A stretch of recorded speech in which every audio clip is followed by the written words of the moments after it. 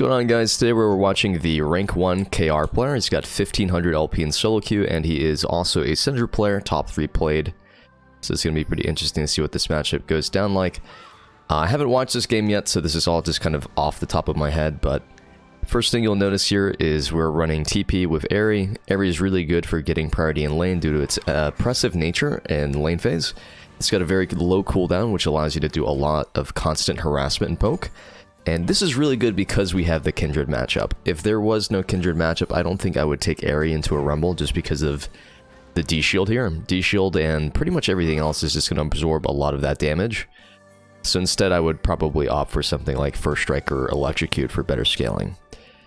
But with this level 2 advantage, it's really hard for Rumble to enter the lane right here due to the fact that she can just proc a Splinter for free. So Rumble kind of getting zoned off the wave entirely, just losing XP and CS.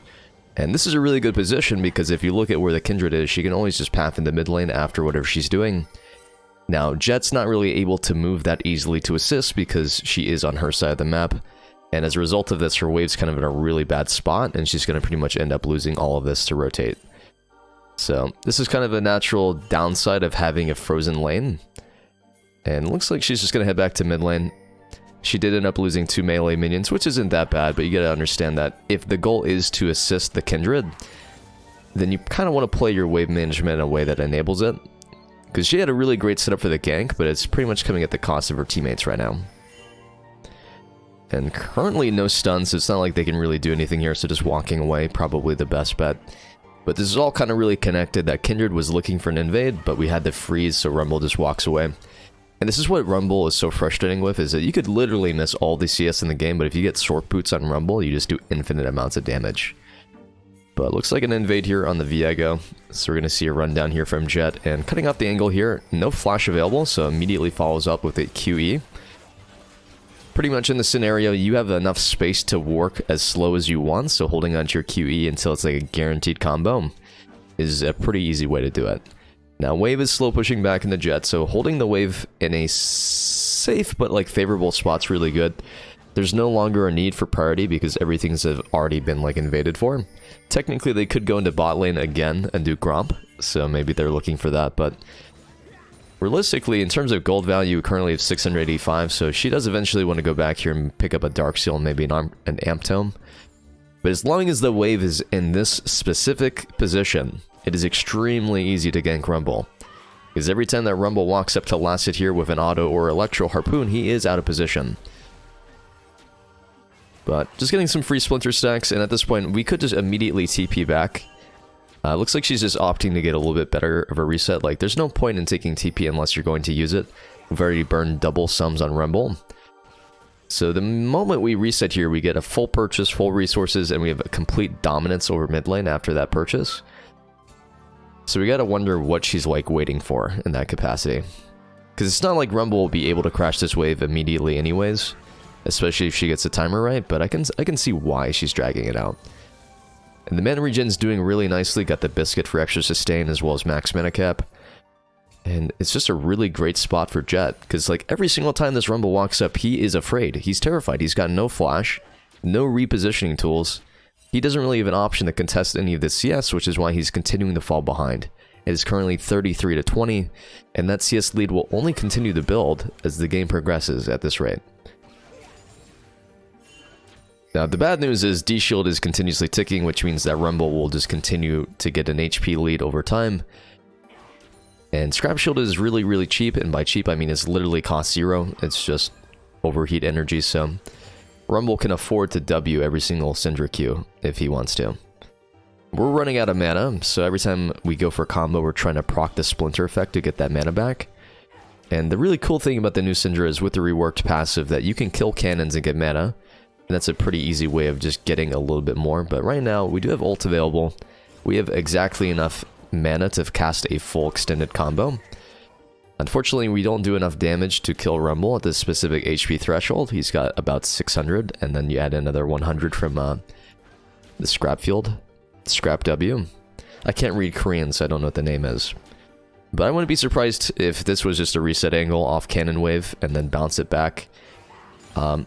there's really no way that Rumble will ever be able to break this wave and then push it back into Syndra before she gets back. So she has two options. She can run back, or she can TP and immediately freeze the wave. So you see an immediate TP. And this is really good because you're not giving Rumble the time to reset the wave.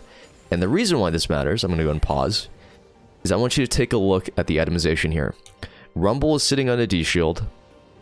Syndra is sitting on a Dark Seal and an Amp Tome, Lost Chapter. So this is a 1600 gold lead for Syndra right now in lane phase. And Rumble has no way of contesting this. So if Syndra had run back from base, Rumble would be able to push this wave in and then reset. And then come back with items to match. But now Rumble's in a situation where he is unable to play the game effectively because he's playing from behind. So he has no option here but to reset. Now, it kind of sucks because Syndra, in order to punish this, has to play aggressively and could get ganked here, but with this item lead, I don't think it really matters. So, Rumble loses 6 minions. I'm giving up the plate because there's no information on either their top lane or their jungle, so this is a really respectful play. But losing 160 local gold to enable that. Oh, okay, never mind, we're good. Huge. And then the gold lead is now 60 CS to 35. Up 600 gold in terms of stats, which is pretty crazy. And this is where the game becomes problematic, is that Rumble has hit tier 2 boots. So Rumble could effectively do absolutely nothing correctly this game but press R at max range on like roams. And pretty much outvalue in solo queue, and that's like what Rumble's designed to do right now. Which is really frustrating as a mage mid player. But the ideal situation here is we have a really strong bot side, so continuing to play through bottom and like get dragons is a really easy but effective way of playing through your jungler, but your mid laner as well. So Rumble roams down. This basically becomes an opportunity cost moment, which is a formula we use to decide, like, what are we going to do? Right now, we know for a fact that Rumble's missing, so we have two options. Bot lane backs up, we lose nothing, and we get a plate mid, and we continue to get a CS lead mid lane.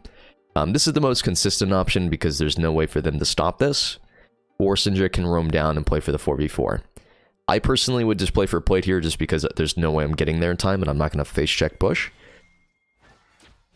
And the other cool thing Syndra can do is she can technically cut him off from re-entering, but there's still no vision on the Viego. And I think this is kind of the biggest difference between me and Jet, is that I make a lot of aggressive decision making that usually bites me in the ass because it's inconsistent. But Jet has been playing a very methodical and just very slow-paced game. And you can see that's doing great because, like, look at the CS advantage, just look at the continuous buildup of cash money. And this is kind of like what the new Syndra is. Every single time that I accidentally kill myself trying to play too aggressively with, like, the new Q variation, being such a long-ass fucking cooldown, it's just me not adapting to the new playstyle that Syndra is. So playing more emphasis on wave manipulation, focusing more on just farming and building up splinters, but not really looking for those kill windows in bad matchups, is a really effective way to play this game. You can still play aggressively if the matchup allows for it, but she doesn't really need to put herself out of position for any of these plays. She's always been thinking about where's the jungler, where's the support, where's the top lane, just minimizing as many mistakes as possible. Because they have a winning draft, like they have a really good draft. Enemy team also has a really good draft, all things considered, but at least they can play through it, right? So we're heading back to mid lane. We have picked up the T2 boots, and T2 boots are really good here just because there's no null mantle on the enemy team. We're technically solo AP. There is AP damage on Gnar and Blitzcrank, but it's not enough to be considered, like, too much. But tier 2 boots are great here because not only can Jet match roam from Rumble, but can also help Kindred make plays on the map. And T2 boots are also great for move speed in general, which allows you to basically control distance. But Rumble's been making a lot of roams towards the bot side, so the fact that Jet's bot side has not died a single time to Rumble roams like this is kind of a huge W for Jet. Immediately, the moment we recognize that Rumble's bottom, we have to make a decision here that negatively impacts him. So by pushing mid lane, he is losing something. And because he's losing something, he's not being rewarded for free. So if you're allowing people to roam around the map and you are not pushing your lane in, they're effectively getting those roams for free. So every single time you see somebody making a play on the other side of the map, you have to be thinking, what can I be doing elsewhere? And sure, sometimes Jett has been kind of late to it, but it's because there's just so much happening on the map that you constantly have to reevaluate. But this is a really good engage angle just because Rumble is out of position. Get a huge chunk here, and now they can actually threaten tower and also a kill. So Rumble running through the lane there is really, really greedy, but this should really just be a kill on Rumble if we play this correctly. There is Kindred ultimate, but this should be immediate stun into a WQR. I'm actually surprised that didn't work out. I feel like that's something they were trying to set up the entire time, so not following up. Because that probably would have been a really easy QEW like R if we flash and rage maybe a little bit. It looks like they just kept juggling tower aggro and it just became really unfortunate. But once again, resetting, gold value 1000. This game I honestly would go Liandry's if I was playing Syndra here. But she's going to be opting for Ludens.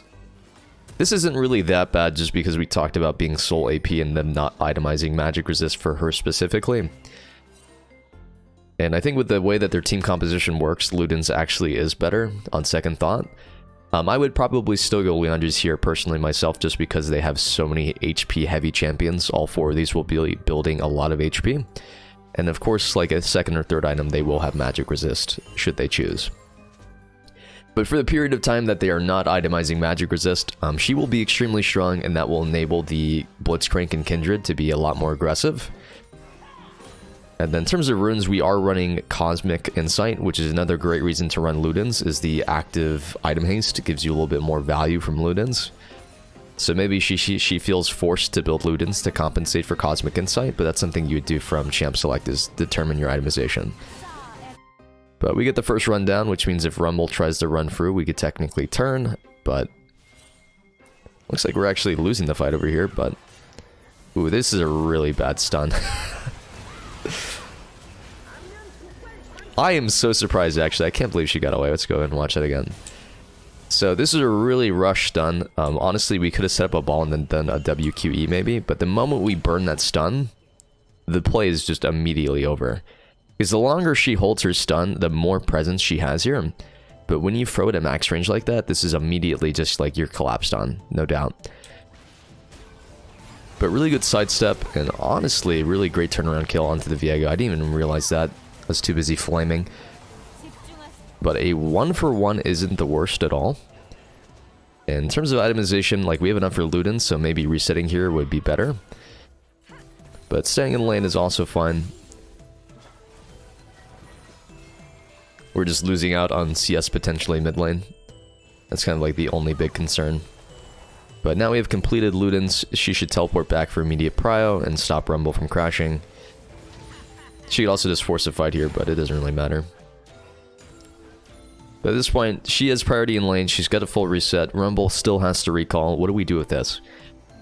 We can either stop the recall, we can initiate a roam towards top side, initiate roam bot side, look for invade, get war timers. If we're going to teleport here, we got to make sure we're doing something with it. Catching the wave is pretty good, like 6 CS, 125 gold. And stopping Rumble from going back here, once again, delaying tempo. It's not like Rumble had much money. We're actually just so far ahead because of CS values. 129 to 88 at 13 minutes. Just really fantastic CSing from Jett in general. And that's really the difference, guys, between us and Jett, is that his consistent CS is the reason why he's hit this item state on 1 kill and 1 assist.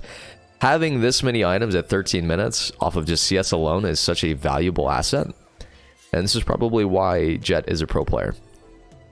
I don't know what team he plays on, but I know that the OP.GG thing says that he's on a pro team, so I don't watch enough LCK to know.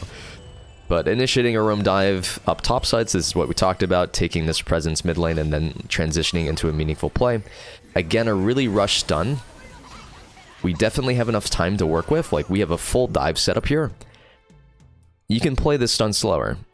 And I get the idea behind it, like playing the tempo fast is denying Sejuani the possibility of throwing ultimate. But if you're going to throw your stuns max range repeatedly and not connect with them, you're only denying yourself pressure in a lot of these plays. Really interesting flash play coming in from Viego, but not enough. Ooh, great stun. This is a free kill, 100% here. Really, really excellent turnaround. I'm kind of surprised that they'd even go for a flash play there with Kindred having ultimate. But I guess this is why we call it LCK 1500 LP Challenger gameplay. But initiating recall here, we do have a decent amount of money. It's going to be a Hextech alternator at this rate. Oh my god, Banshee. Dude, it's always a surprise. I kind of like this. I'm not going to lie. My only issue with Banshees is that it's not damage. It really isn't a great source of damage, and I don't feel like... The only reason why you build Banshees here is if you're scared of the Sejuani. So like, here are the pros and cons. If you build Banshees, you are unkillable by Rumble, and you are not able to get engaged on by Sejuani ultimate. Which is a huge pro if you think about it, because you can move forward as Sejuani, as Syndra rather, and you can force aggressive stun angles. And that's kind of the way Syndra is meant to be played, is that you play kind of a frontal position and you look for siege opportunities to find stun picks. So if she feels limited by that and not able to play the way she wants, opting for the Banshees gives her the room to maneuver, while also minimizing a lot of their damage, because they are triple AP. They got Sejuani, they got Rumble, they got Karma. I probably myself would have gone penetration item regardless. That's just my personal preference for itemization. But once again, just shows you the stark difference between us as players, and you probably would have a little bit more faith in the 1.5k LP Challenger Korean Pro, huh? But CS is being caught up by Rumble here, and Dragon forcing is always good. If your team is ahead and that you guys have a gold advantage and you have a winning composition, it's pretty much always good to force skirmishes around objectives, because it gives you an excuse to fight. So every single time that we get a fight around an objective and we win a team fight, it's a huge W, because it's a 50-50, right? It's either you win the fight or you get Dragon for free. In a situation like this, when you have a 4 or 5k gold lead and a massive advantage in lanes, there really isn't that much of a possibility of losing. The only way that the enemy team could realistically win a team fight like this is if they got an amazing Sejuani ult into Rumble follow-up and then got Viego resets. But it is significantly easier for blue team here to find picks through Blitzcrank and Syndra, and then just immediately win off of that. But really great flash, wow. Maybe we had the ultimate there just to silence the Karma. Kind of surprising. I think they didn't want to overcommit too many resources there, but great Rumble ult. Disabling gameplay entirely. Unfortunately, they get Dragon, which means they get some free stats and some free value. And Soul is a really meaningful addition because it is a 90% win rate in like every single game that it's in, so you never really want to give people a free win condition if you can avoid it. And when you do have an early game skirmish comp, playing for Dragons just gives you another way to close the game out. But right now we're kind of locked into farming and progressing item-wise. Like, we do have enough for Fiendish Codex, so we could look for a reset, or we can continue to farm towards Banshees. There's 3 minutes before Baron, so Jet doesn't have to recall here if she doesn't want to. It's not like the Fiendish Codex is going to make a huge difference right now. So instead, we're going to opt to farm the waves out. And we're in a weird situation because Syndra and bot lane is all stacking together, so forcing her to go bot lane. And it's correct for her to go bot side because she does have TP. She can always TP to the Baron play. Her being mid here does mean that they have more ability to look for fights or picks because they are a strong mid lane right now. But it's equally as important that they're all getting CS to progress item state, because the goal eventually is just going to be we fight a Baron and we either instantly win the game there or we topsy-turvy it. Because if we force them to walk up to Baron and we have a Blitzcrank and a Syndra, they just die. It just takes one hook or one EQ combo from Syndra to make a huge difference there. And in terms of splinters, like 73 at 18 minutes is pretty standard, I feel like. It could be a little bit higher if we had a little bit more action going on in the mid lane, but I think that 73 is a really healthy amount for this stage of the game. But this is a free tower here. Rumble clearing with ultimate is a good decision, slowing down the tempo here. And playing for tier 2 is pretty significant, because tier 2 is worth 600. We know for a fact... Oh, I got confused because I saw Gnar, but it's actually Gnar Spirit. But yeah, enemy team traded topside, so the moment they see 2 or 3 people up here in the top lane, the blue side immediately identifies that they can make a play on the other side of the map, and that is what it means to trade. So if you are playing a solo queue game, and you are not punishing the enemy team for investing a large amount of players into another part of the map, You gotta understand that you could be doing so much more, because it really tilts me. This is 600 gold that they get from free, which they traded for a Gnar kill, which is like 300 gold, right? So just through proper map macro, identifying where people are on the map and then taking advantage of it, they got a favorable trade. Now, she finishes Banshees here. She can offer stopwatch. She does. And now she's pretty much the ultimate teamfighting champion because she is super survivable. She gets a lot of free value from these splinters, but her damage output isn't really that insane. As a result of going Banshees, like, we still have an identical AP value from this item if we were to go like Shadow Flame or Void Staff for like losing 20 or gaining 10. The haste isn't that bad. The MR is great. Banshee's active is really fantastic. But she really isn't going to be able to one-shot the Karma or the Caitlyn until she has Execute on ultimate, I feel like. She would need a 6-ball or 7-ball ultimate, and I feel like it's unrealistic in most situations. But really great Shirelles here. There is no flash available for Karma because we made that initial play over here. So we're taking these advantages through vision, and then we're just going to go and force objectives. A really great stun setup. And Caitlyn does live as a result of heal. That was a really fantastic combo from Syndra. Using the initial ball to E it and then form a WQ into an R. 6-ball ultimate. Pretty sure Caitlyn would have died there without heal, so. Turns out damage output is crazy. Kind of awkward positioning. They do have a lot of vision at top side, though. I think realistically, we can just go and reset here and then all set up for Dragon. Denying Soul Point is pretty meaningful, because it gives you that 5 minutes of confidence knowing that the enemy team like will not have that gameplay option. Because if we give over this Ocean Drake, then we constantly have to play on a timer of we have to fight Dragon, even if we don't want to. So we reset here. She's got 900 gold, probably blasting. I would assume here at this point it's going to be either a Void Staff. Honestly, it pretty much can only be Void Staff or Rabadons at this time. But looking for an opportunity here. Really nice hook. Team isn't really there to follow up on blue side, so this is kind of a weird situation, but has the W set up, can look for multi-stun. Really nice turnaround onto Sejuani. And looking for the re-engage here, they just need to play it slow. There is a lot of survivability here for Syndra. Could look for flash QE. And it's okay to walk away here. Like, we got the kill. We can easily do Dragon, and as a result of doing Dragon, we can either look for a Siege Moment, or we can set up Baron. Because now that this is off the table, they can play for whatever objective that they want. But again, a really nice engage here, finding Viego in the backline. Fantastic stun, and this should just be a kill. Look at the DPS on Syndra. This is fucking ridiculous. This is with a Banshees build, guys. This is a second item defensive. The only reason why we are not killing them is because, one, they flashed the Q, and then they dodged the W with some quick movement. But the moment Viego dies here, there's no longer a smite to contest. So this should be a pretty free Baron. Baron is really significant because not only does it give you the siege potential, but it gives you a lot of combat stats. I think it gives you 40 AD, 40 AP. A lot of people forget about the gold value from these stats. Holy shit, we actually failed smite too. Okay. Dude, they actually could have stole it. That would have been so fucking bad. Alright, so it's definitely better to reset here and spend the money, guys. There's really no reason why we should be playing on the enemy timer. Everyone on red team is reset. Your team is all recalling. They all have money to spend. 2k gold, 2k gold, 1k gold, 2k gold. The fact that Gnar is looking for a play here just doesn't really make sense.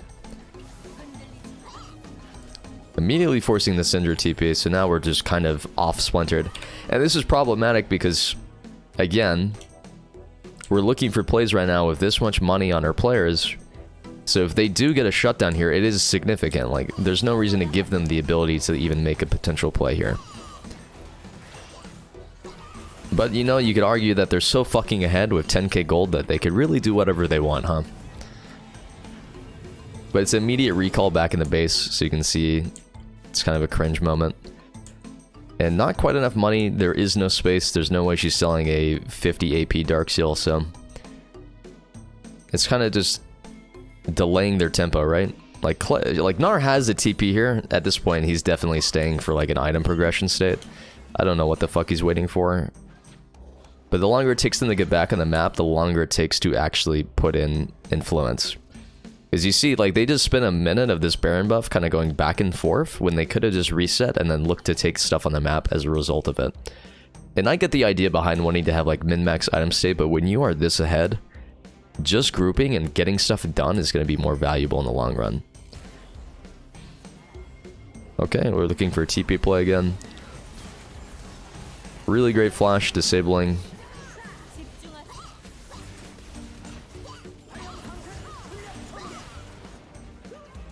I dare say this game is over, friends. But with 2 picks on the screen, we got 2 death timers. They can easily take a inhibitor here. They really... Oh my god. This Caitlyn has to stop.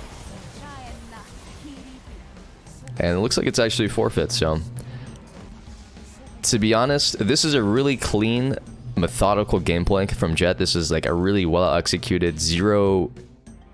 Just giving them 0 chances to penalize. Like, often when I play Syndra, I will give people the opportunity to outplay me because I am making decisions that are kind of coin flip in nature. Like, they're too heavily aggressive. But Jett has only created situations where it's like a successful play. There really hasn't been a moment where Jett has been in danger besides that one bot side play where we initiated a stun. And all around is really fantastic Syndra gameplay. Really well played, really clean. You can tell why this guy is 1.5k LP and a pro player. Thank you for watching. If you liked the video, make sure to like and subscribe and tell me your thoughts on Jett's performance this game. Do you think it was too slow? Do you think it was a good balance? Do you think he could have been more aggressive? Tell me your thoughts. Thank you.